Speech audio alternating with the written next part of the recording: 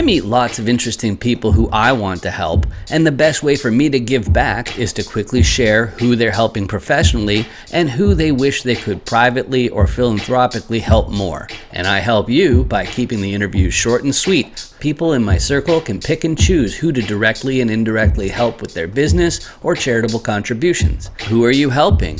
Don't forget to subscribe or follow me on YouTube and TikTok so that they start paying me to do more interviews like these. Let's get started.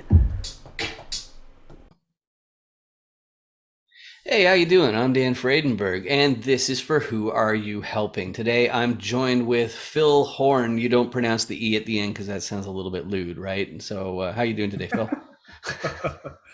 There's no acute or anything on the end to make it horny. It's Yeah. Horny, yeah. just plain horn. Just plain Just horn. Yeah, I'm good. I'm good, Dan. Thank you for inviting me on your show.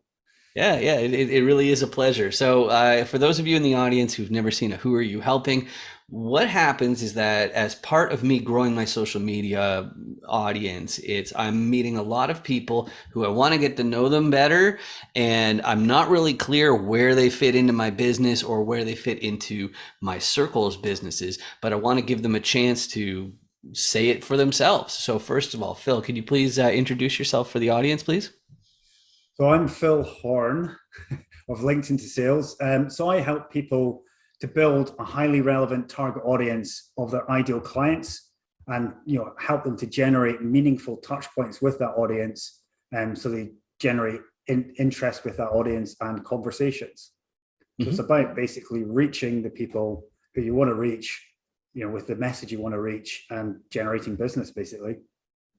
All right, and we'll get deeper into that. So the first question that we usually go through in Who Are You Helping is who do you help professionally? And part of the reason why I chose that to be the first question, you and I met through Shanae Murray's group, so you're aware of the term messaging. But for those of you in the audience, messaging is my least favorite marketing word because I don't think it's very clear. What it really means is how you say what it is that you do in order that people understand it. So when I ask who do you help professionally, it really means that there's somebody out there who gives you money on a fairly regular basis for something, and I want to know what is it. And the other thing that's kind of handy sometimes is knowing the avatar. So like any description of the best client or something like that. But why don't you take your pick there, Phil? Who do you help professionally? Um, we work mainly with salespeople, so this can be sales leaders who have a sales team. So we work with the sales team themselves and potentially the sales leaders as well. But it's also the salesperson in a company, who is often, it could be a smaller business, a CEO or a founder or a director, but it's the person that's sort of client facing. Okay. And and then you mentioned that it's about that sort of growth. Is it specific to LinkedIn, or are there other platforms or something that you help with? We basically mainly help with LinkedIn. We've been doing, well, I've been doing LinkedIn marketing, well, working on strategy since 2014, and then started training people in February 2015. And in March 2017, started helping people with their campaigns.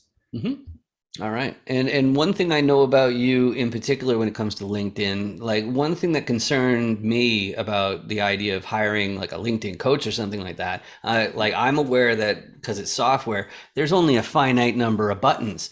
There's only a finite number of functions that you can do in the platform. So it didn't really seem effective to me to be spending money on, okay, how do you do all this sort of stuff? But you specifically, like your main value that you provide, from my understanding, is in the paid sales navigator parts of LinkedIn, so that you're really getting the most out of the more complex functions of Yeah, well, LinkedIn. Is that yeah, accurate? well, yeah. Well, it's all about strategy. And if you mentioned Sales Navigator, and Sales Navigator helps you to narrow down your who.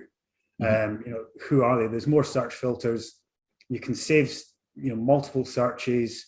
There's things called lead lists that help you to segment your audience into meaningful groups, which is obviously useful. Dan, you've got a background in CRMs with tagging, etc. Why do you tag someone? So that you can basically group them together and send them messages, or you can track them throughout a sales process.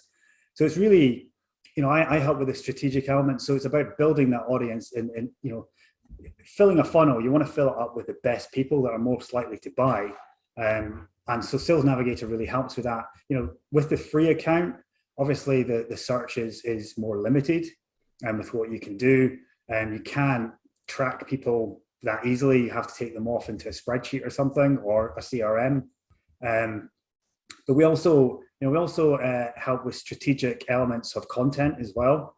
Mm-hmm. So how to basically, what's the best stuff to sort of post, but also the follow up from that content, because a lot of people spend a lot of time on LinkedIn creating content that's not really strategic or intentional, and is more really a bit of a time drain. And so we help people to get more focused. Mm-hmm, mm-hmm. All right. So go ahead.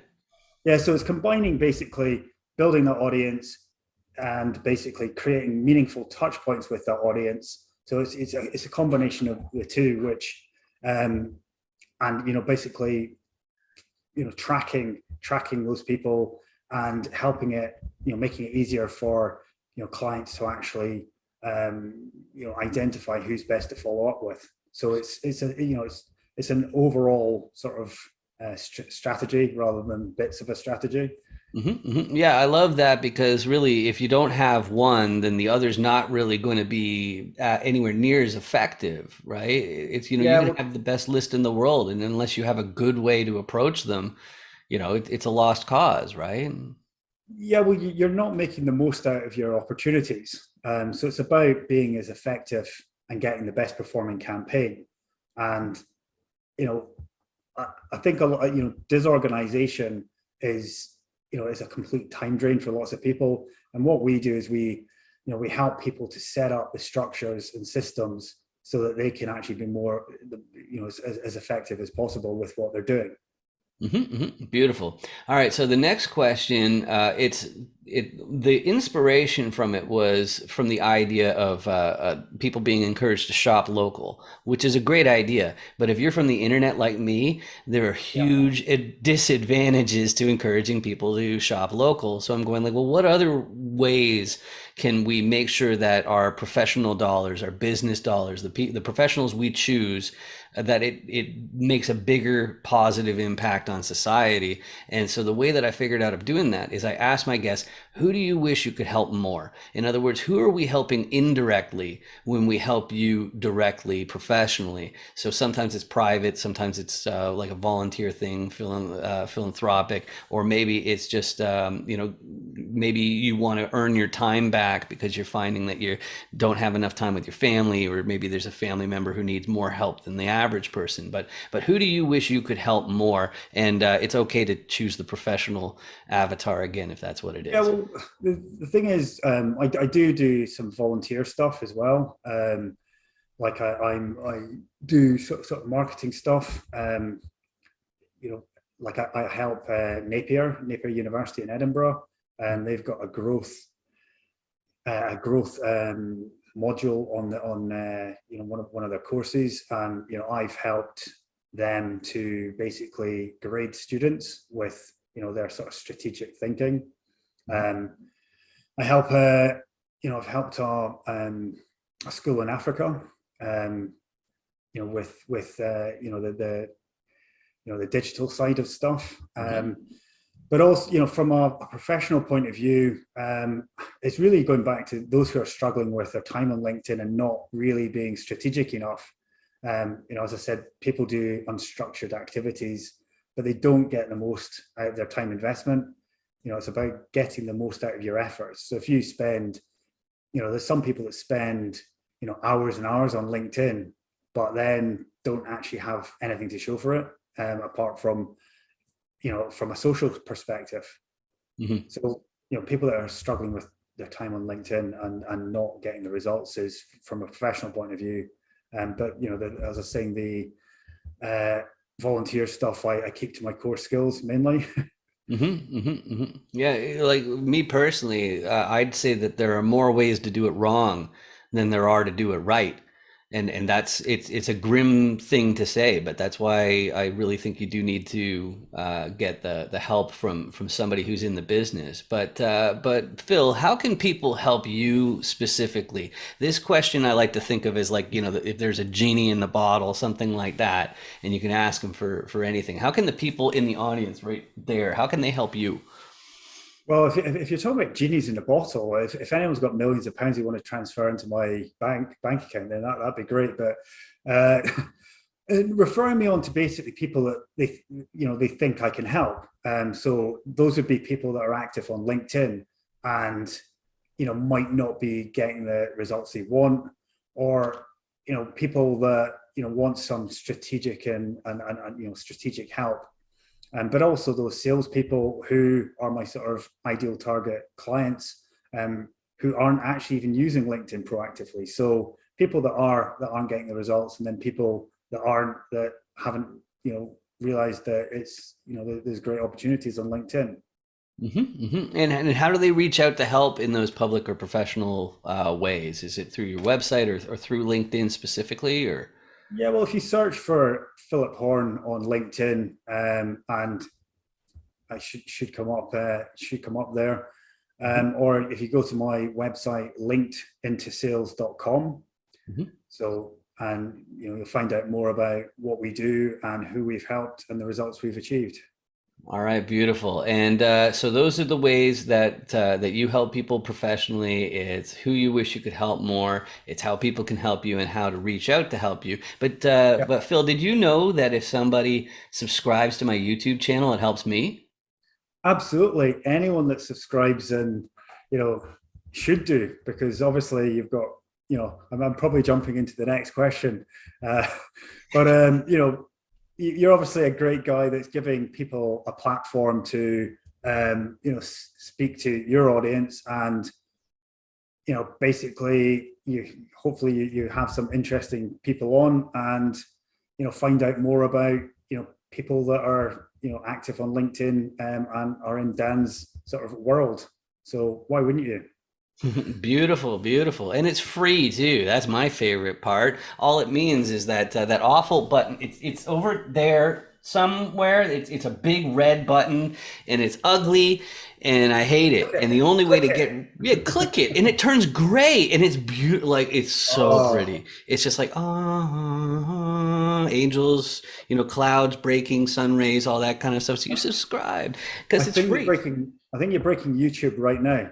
Yeah, who knows? It might even be possible, but that's the whole idea. Is I want YouTube to pay for these videos instead of me, so I just can keep meeting all these wonderful people. They're doing me such a great favor by hanging out with me, and just like Phil, just like you're doing right now. So thanks very much for joining me today, Phil.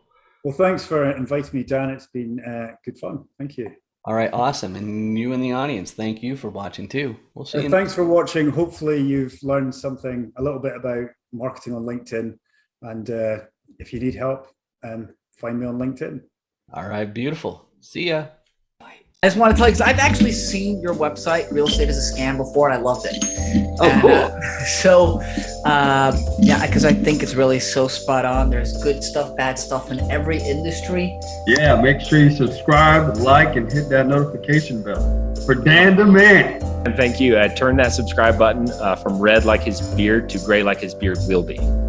So I met Dan through some networking groups for real estate investing. He's a great guy from what I know about him. He's very ambitious, and he makes it easy to come on with his questions, and has a great setup. It's easy, it's clear, concise, and I'd recommend going on his interviews for anyone that's considering it. It was unlike anything I've ever experienced. It was super fun. The process was so easy a caveman can do it. I mean, if you guys haven't done it yet, you guys need to get on his calendar. Just take 15 minutes of your time, get exposure, find out who Dan is, what he's about. He's a true trifecta. And if you don't know who he is, get in touch with him. Google his name, find him on LinkedIn, do whatever you can, just reach out to him. So I really appreciate the format.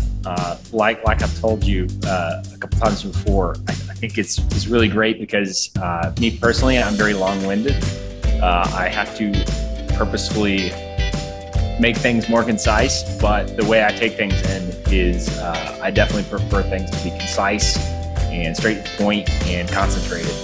And the chance encounters really do that great for individuals. So you can get a good grasp on who they are, what do they do, why do they do it, what space do they operate in. That's why I love chance encounters.